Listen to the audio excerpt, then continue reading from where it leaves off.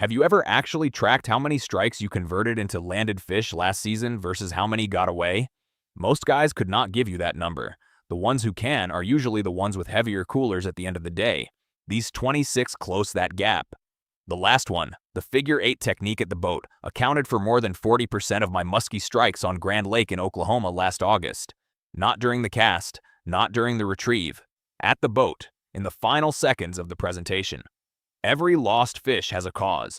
Not bad luck, not wrong color, not the fish being finicky. A gap in the gear, the timing, or the read that you can identify, close, and stop repeating.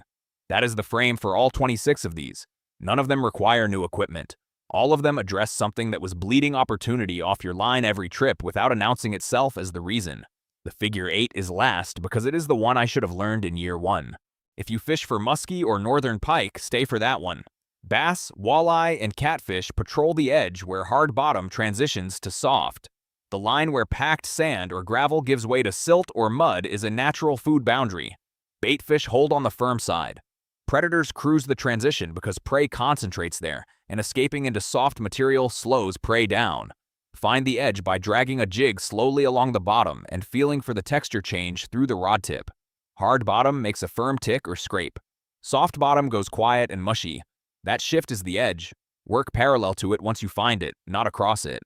On Norris Lake in Tennessee last fall, switching from open flats to targeting these transition edges specifically produced 11 bass off 2 edges versus 3 from the flat I had been covering for 2 hours before that.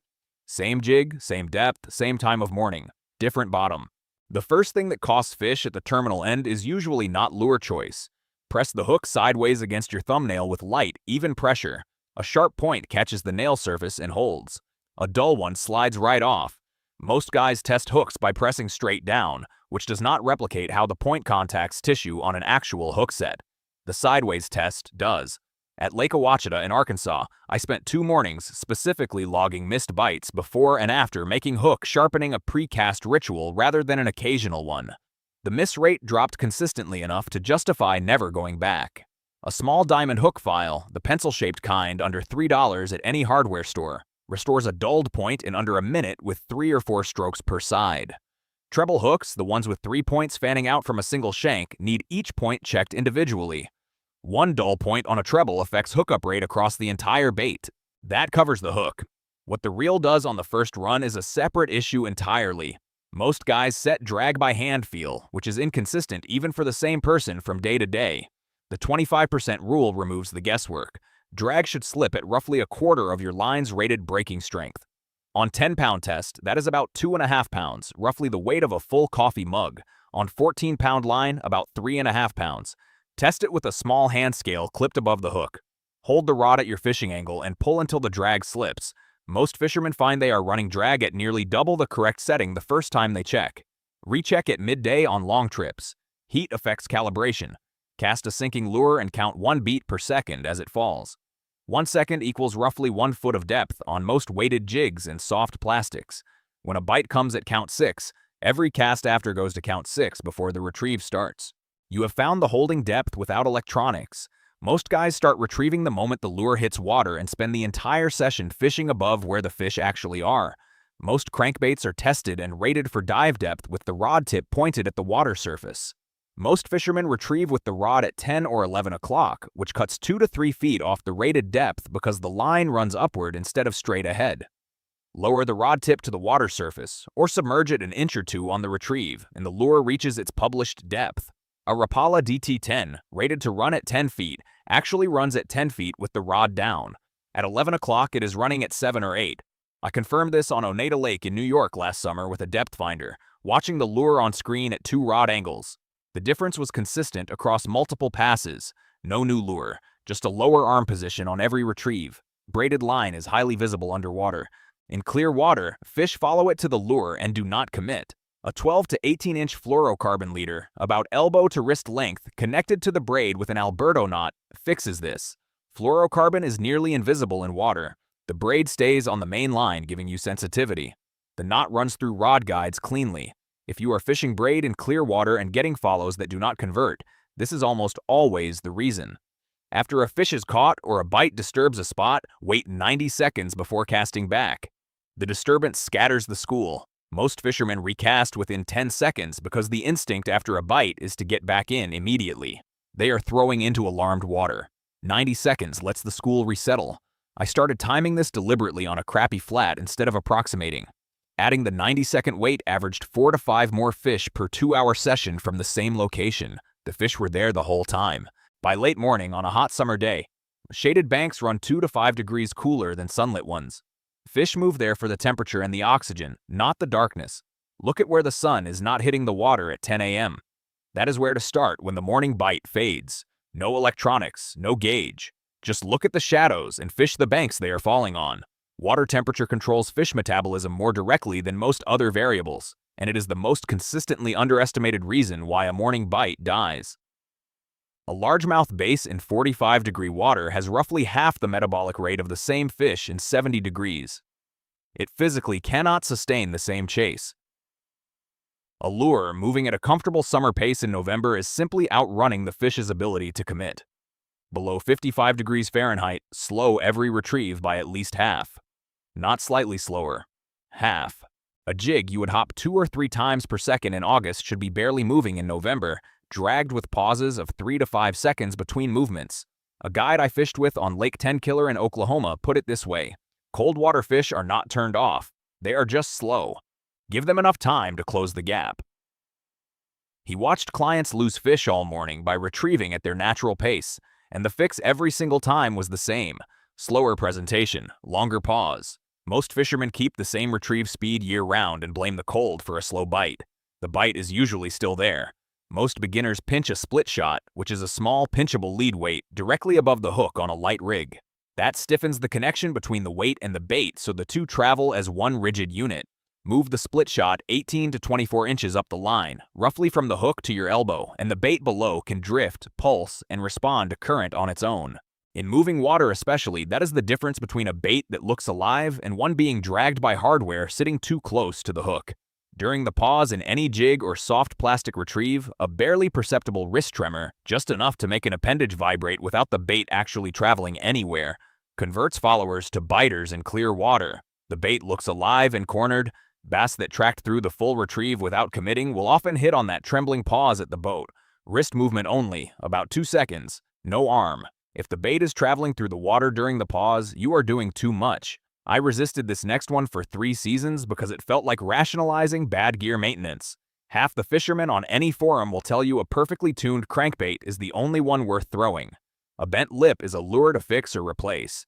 I tested it. 2 identical Rapala DT6 crankbaits on Toledo Bend in Texas over 3 late October mornings, about 12 hours of fishing total. Same rod, same line, same retrieve, same locations, alternating every cast. The bent lip version had taken a hit off a dock post earlier in the season and ran about 15 degrees off true. It produced 9 strikes. The perfectly tuned one produced 4. A crankbait with a bent lip mimics an injured baitfish. Irregular off-plane action signals distress and distressed prey is a higher priority target because it costs less energy to catch. Predator biology, not a fishing theory. Before throwing away any lure that took a knock, put it in the water at the boat and watch it run. If it tracks imperfectly but with life in it, fish it. In pressured water where fish have seen the same smooth presentation 100 times, imperfect looks different. Different is what breaks the pattern. The one condition where erratic action works against you. Very clear, unpressured water with finicky fish. In pressured conditions, the same erratic action catches fish the perfect lure does not reach. If you are getting value out of this, go ahead and subscribe. More of these coming. A cracked ceramic rod guide phrase line invisibly. You will not see or feel the crack. The first time you notice it is when the line breaks on a fish that should have held. Run a cotton ball through each guide at the start of the season and after any trip with heavy contact with rocks or structure. If the cotton snags, the guide has a crack. A wrap of electrical tape holds it functional for the rest of the day. Replace it at home before the next trip. Rust destroys terminal tackle faster than use does. A small container of dry white rice in any tray or compartment that holds hooks, swivels, and split rings absorbs ambient moisture and keeps everything rust-free through a full season. Cheaper than silica gel packets, easier to replace when it starts to clump. 1 cup of rice for under 20 cents handles a standard tray for 6 months. The first time you lose a big fish on a hook set that felt solid, you start wondering why the upward sweep is the default. Most beginners sweep upward, which works at close range in still water. At distance, in current, or on species with tougher mouth structure like largemouth bass and channel catfish, the upward sweep pulls the hook back through the thinnest part of the lip instead of driving it into the corner of the jaw. A hard sideways sweep, parallel to the water surface, seats the hook in the jaw corner where the tissue is firmer and holds better. The full rod length provides leverage horizontally rather than fighting gravity. Fish hooked in the corner lose fewer on jumps and head shakes. Speed matters as much as direction. Hard and fast sideways, then reel immediately to take up slack before the fish creates room to shake. The hook set window on a fish that has registered resistance is very short. Sweep and reel, not sweep and pause. Underwater springs push cool, oxygenated water into lakes year-round. In summer, fish stack near spring inflows for the same reason they move to shade, but the effect holds through the heat of the afternoon when shade moves. On clear water, look for a subtle color difference along low-lying banks, slightly clearer or with a faint greenish tint compared to surrounding stain. On flat ponds with no visible topography, watch for a small patch of surface texture on a glassy morning. Find the spring, and you have found where fish will be holding from noon onward, regardless of what the air temperature is doing.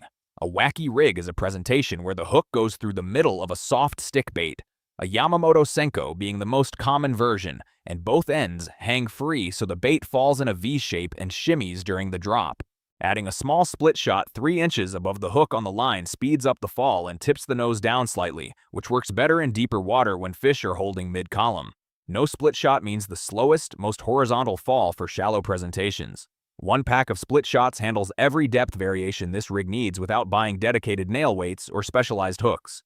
You have had trips where the morning bite was on fire, and by 10 a.m. the water went quiet and nothing worked for the rest of the afternoon. The fish did not disappear. The conditions changed what they were doing, but there is a window most people skip entirely. White dock lights, bridge lights, and lighted boat ramp areas attract insects after dark. Insects bring bait fish. Bait fish bring bass, crappie, and striped bass. Cast into the lit zone and retrieve toward the dark edge where the predators are holding an ambush. No boat required. Bank access to any lit structure near the water is enough. Over several July evenings on Greer's Ferry Lake in Arkansas, the lit structure sessions ran nearly double the daytime hourly catch rate on the same water. Same fish, same lake. The window from late May through September at any fixed white light near the water is one of the most consistently underused presentations in freshwater fishing. When fishing multiple rods in holders at a catfish or carp setup, watching individual rod tips for bites in wind or low light is imprecise. Thread a foam earplug, the disposable yellow cylindrical kind available in bulk bags for under $2 per pair, loosely onto the line above the sinker before rigging. When a fish picks up the bait and the line tightens, the plug drops sharply and visibly. Easier to read from 15 to 20 feet away than rod tips moving from ambient wind. It also keeps the bait a few inches off the bottom on current rigs, which is often the zone where catfish prefer to intercept moving food. Fluorocarbon line is the right choice in most situations where visibility matters, but below 40 degrees it stiffens enough to affect behavior on light presentations. Monofilament stays supple and cold and has more stretch, which absorbs the shock of a light finesse bite without pulling the hook. Standard $4 monofilament in the 6 to 8 pound range outperforms $20 fluorocarbon on cold water light rigs. Not because it is a better line overall, because cold water specifically favors its physical properties. One of those situations where knowing which tool fits the condition matters more than always reaching for the premium option. Fuel, sunscreen, insect repellent, and hand lotion all transfer to bait and terminal tackle. Fish detect these compounds at concentrations you cannot perceive. A small squeeze bottle of lemon juice, the plastic grocery store kind for under $1, neutralizes most of them on contact through citric acid. Rinse your hands before rigging and again after applying anything to your skin mid-trip. It does not add a competing attractant scent the way garlic or anise does. It removes the contamination rather than masking it. Remember the 90-second rule from earlier in the list? There is a longer version of it that applies before your first cast of the day. Motor noise displaces fish 30 to 50 feet from their holding positions. Most fishermen run directly to a spot, cut the engine, and start casting within 30 seconds. They are fishing into water that is not recovered. Cut power far enough back to drift in, or use the trolling motor for the final 100 yards. After arriving at a new spot following a run, wait 4 to 5 minutes before the first cast. Motor disturbance at the surface takes longer to recover than a single in-water disturbance from a caught fish. On Stockton Lake in Missouri, I watched another angler power directly to a shallow point I had been working on the trolling motor, cut his engine, and start casting within 30 seconds. He fished that point for 20 minutes with nothing. I returned to the same point about 2 hours later on the trolling motor, waited 5 minutes before the first cast, and had 4 fish in the first 7 casts. Same point, same morning.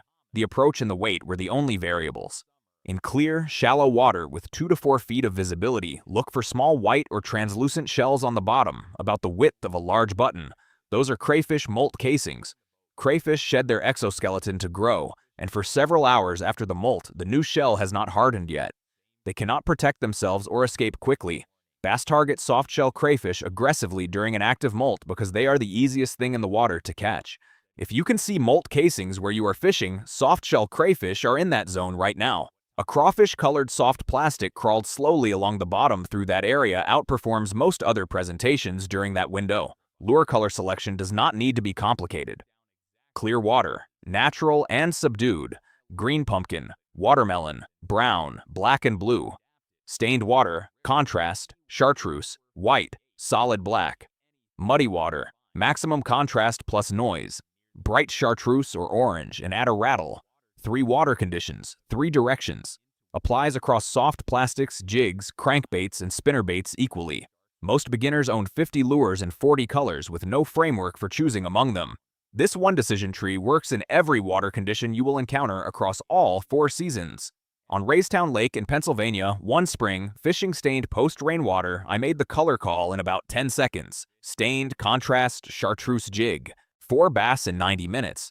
Not because chartreuse is magic in stained water, because contrast is what fish can see when visibility is limited, and deciding fast means more time presenting instead of standing at the bank second-guessing the tackle box.